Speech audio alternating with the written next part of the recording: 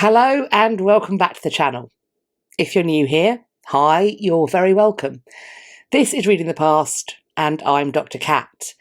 Today we're going to be riffing on the theme of the last couple of videos that I've put up on this channel, which I will of course be leaving linked. Because I would like to take a look at treason once again, albeit this time from another angle. I think that based upon what history shows us to have been the usual outcome, if today we hear that a person from Tudor England was put on trial for treason, I think it's reasonable that our expectation is going to be that this trial will result in a conviction. And from that conviction, there would be a death sentence that was almost always carried out. But what about the occasions when things didn't play out in this expected fashion?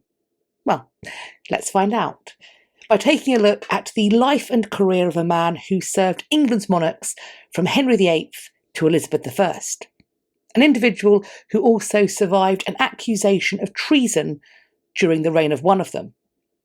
Sir Nicholas Throckmorton is our man of the moment. Let's go and meet him.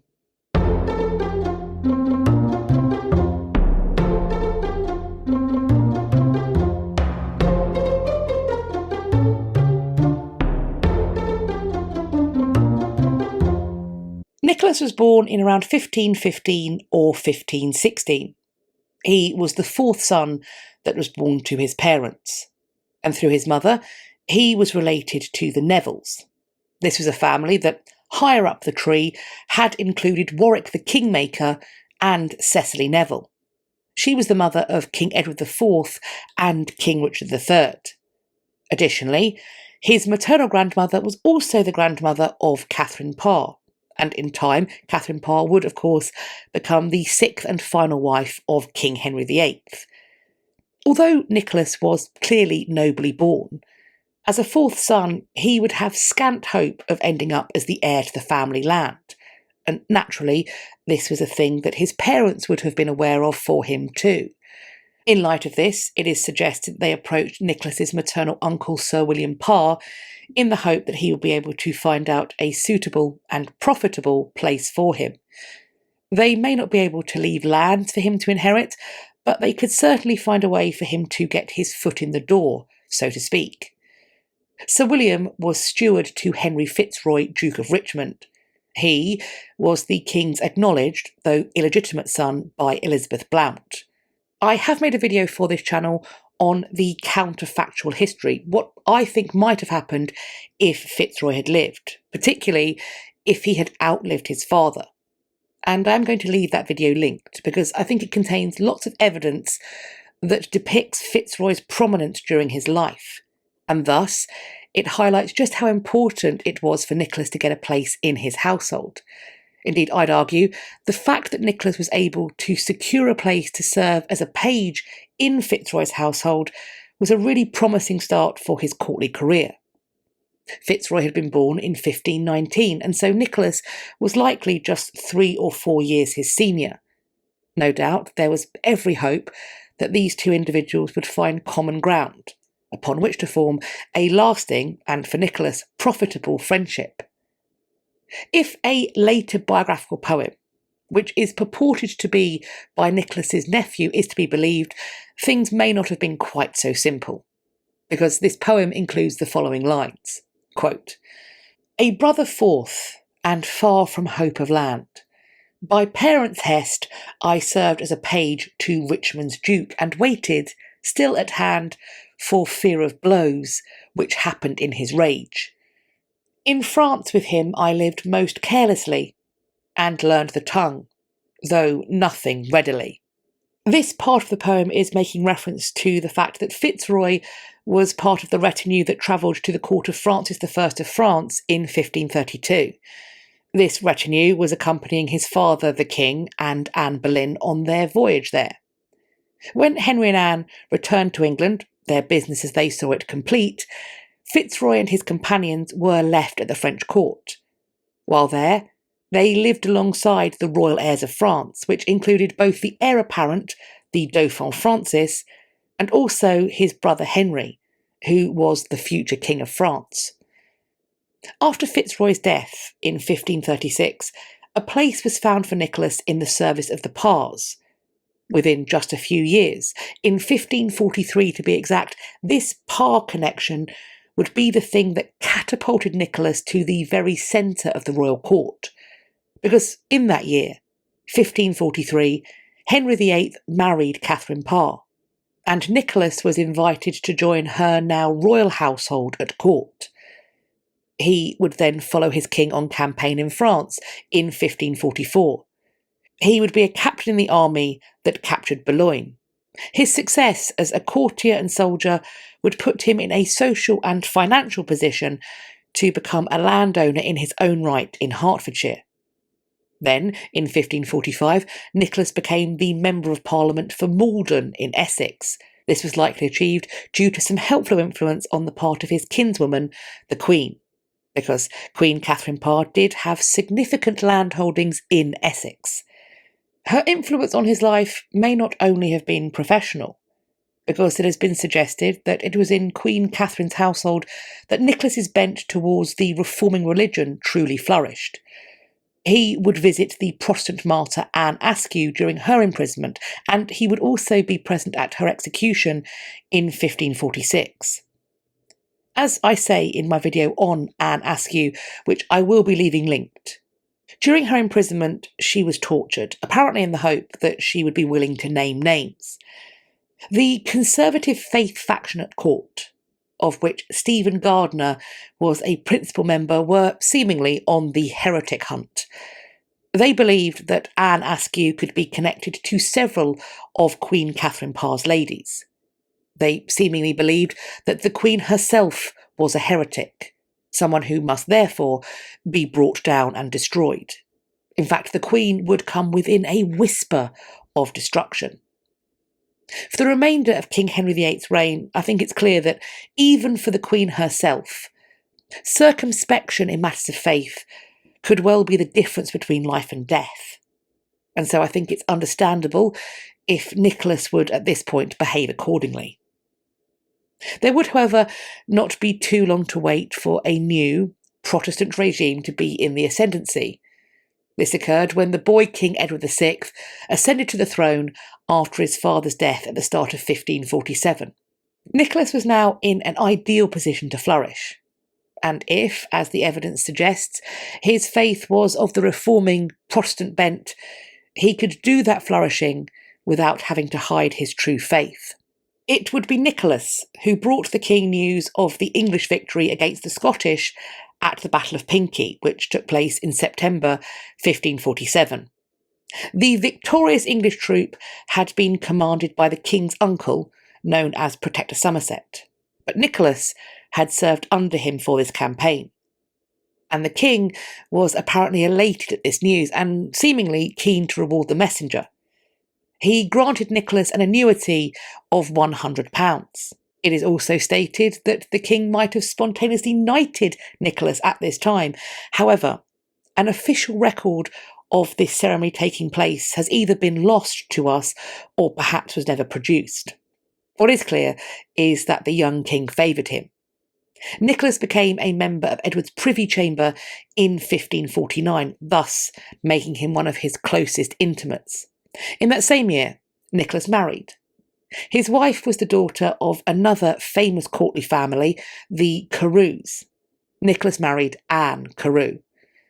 But 1549 was also a moment of profound and arguably dangerous political change, due to the court coup that unseated the king's uncle, Protector Somerset, and allowed John Dudley, his rival, to rise to prominence.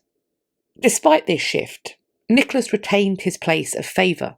If anything, his situation only improved, and due to this, some have stated this is evidence that he had managed to find a way into Dudley's favour, either before the coup or around the time of it. Nicholas continued to be trusted in various roles and duties, be they diplomatic, military, and/or governmental. His rewards increased. He was made Treasurer of the Mint, and this was a profitable role. With more money coming in, his land holdings increased too. With the death of King Edward VI in 1553, people had a choice to make. They had a side to pick in the succession crisis that followed.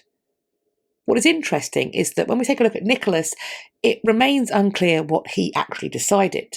I mean, he signed the letters patent that named Lady Jane Grey as the true and rightful successor to King Edward's throne.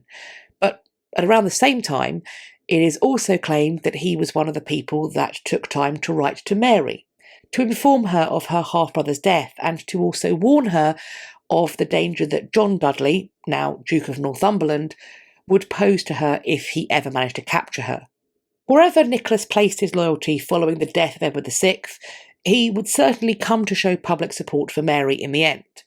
He would form part of her escort as she travelled in triumph to London to be recognised and celebrated as the nation's new monarch. However, he did oppose Mary's plan to return England into obedience with the Holy See of Rome, and he did so in public in his role as a Member of Parliament. And it would be a fair assumption, I'd say, that he also wouldn't have been super excited at his Queen's intention to marry King Philip of Spain. In fact, both unions, that of England with Rome and especially Mary with Philip, would go towards significantly raising the political temperature in England. Things felt risky. Danger was mounting. On New Year's Day 1554, Nicholas was made subject to a bond that was intended to ensure his continued good behaviour, and £2,000 was set at his surety in this bond. Sir Thomas Wyatt's rebellion broke out later that month. This rebellion had the aim of stopping the marriage of Mary and Philip, among other things. This Sir Thomas Wyatt was the son of another Sir Thomas Wyatt. The elder Wyatt was a famed poet, and also a man accused of being Anne Boleyn's lover. He was imprisoned at the time of her fall, but unlike many others who were imprisoned alongside her too, Wyatt would be spared and released. As for his son, I have made a video on the younger Wyatt's rebellion that I will be leaving linked. But for our purposes, suffice to say, this rebellion would leave ripples of allegations that would spread out across the court. After all, it would later be alleged that the younger Wyatt had been in cahoots with the Queen's half-sister Elizabeth, with the apparent intention of putting Elizabeth on the throne in Mary's place. Elizabeth would be imprisoned in the Tower of London due to these suspicions. She was taken in the March of 1554, and she would be held there until the May of that year. But before this arrest, on the 20th of February, so nearly a full month after the failure of the Wyatt rebellion, Nicholas Throckmorton would be accused of treasonously supporting the plot, and thus he was arrested and imprisoned in the Tower of London. Sir Thomas Wyatt was executed on the 11th of April 1554. Just 6 days later, on the 17th of April 1554, Nicholas Throckmorton was tried for treason at the Guildhall. Early modern justice did not involve the accused being tried in a way that I think most of us would deem to be fair today. However, if we consider the fact that Henry VIII was more than willing to make quite a bit of use of acts of attainder in order to convict accused traitors without giving them a trial, I think that what Nicholas is about to experience in Henry's daughter Mary's reign would at least provide him with an opportunity to defend himself. Although perhaps that is somewhat overstating things, because when I say an opportunity to defend himself, he's not going to be getting the benefit of hearing all or perhaps any of the accusations or evidence that was going to be levelled against him before the moment that he stepped foot in the court. The first time he's going to hear these accounts is when he is stood there on trial for his life. There was also no provision for an accused person at this time to seek or retain legal advice, although with that being said, Stamford Lemberg has suggested that Nicholas may well have found someone who was prepared to help him in this regard. Nevertheless, when it came to him having his day in court, Nicholas was going to have to fend for himself. He was going to be there alone, forced to mount defence in a mostly off-the-cuff fashion.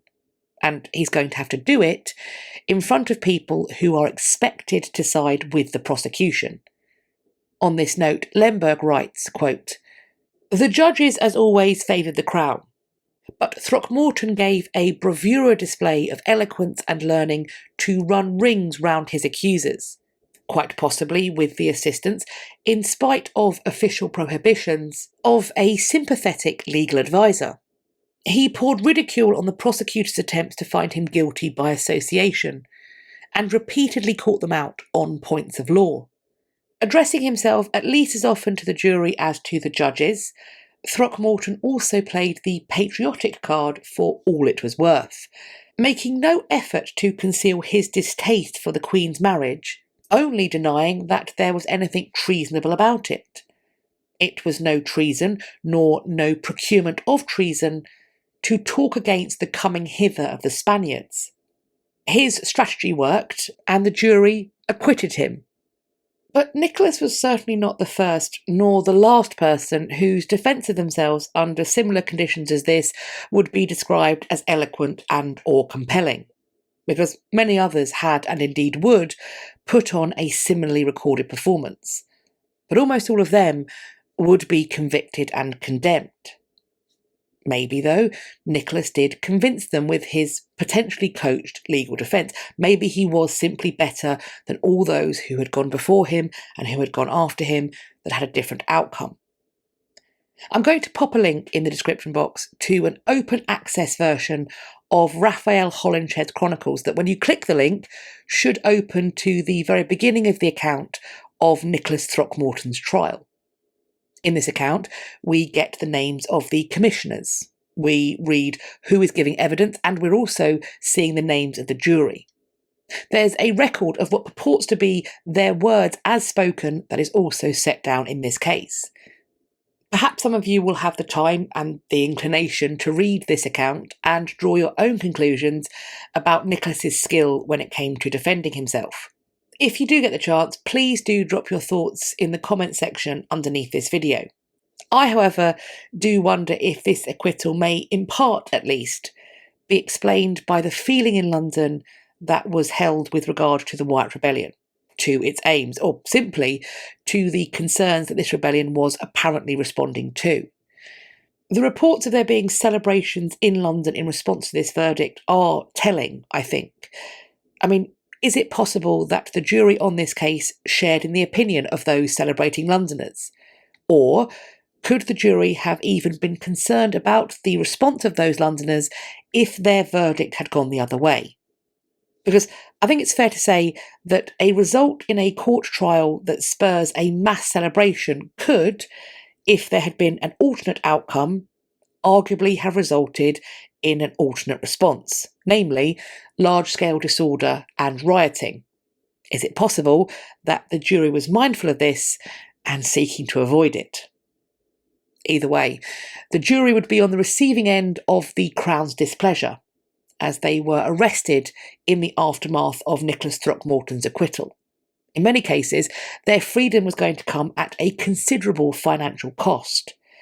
And even after he was acquitted, Nicholas had to wait months for his own freedom, and that only came in the January of 1555, and even then it required him to provide for a £2,000 bond. Now, I'm not sure if that's the same £2,000 as the previous bond, or if this is another one.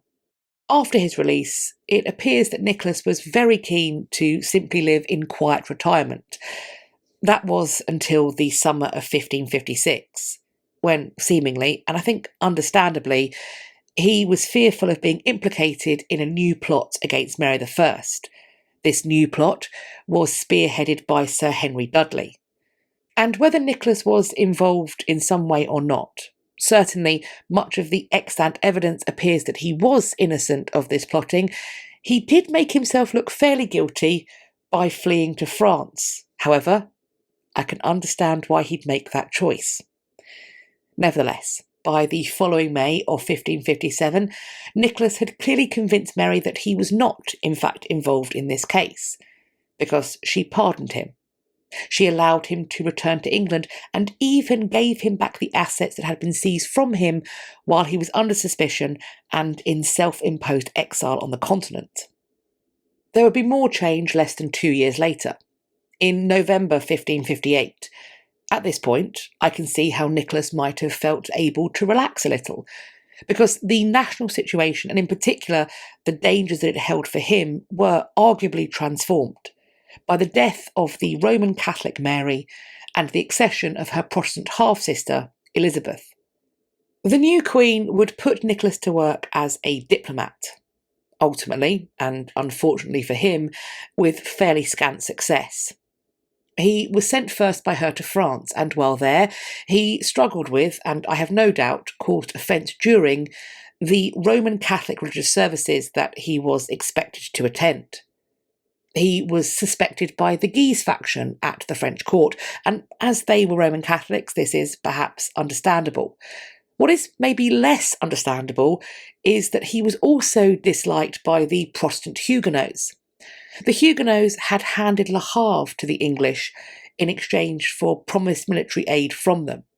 The Huguenots felt that this aid was ultimately lacking, and seemingly they felt duped, and in part they blamed and suspected Throckmorton for this. There was to be further disappointment, because Nicholas had aspired to reclaim Calais, to return it to English control following its loss in 1558 in the reign of Mary I. Here, too, he would be frustrated, because in 1563 he was part of the negotiations for the Treaty of Troyes. This treaty effectively ceded any English claim to any territory on French soil. Nicholas was subsequently recalled from France.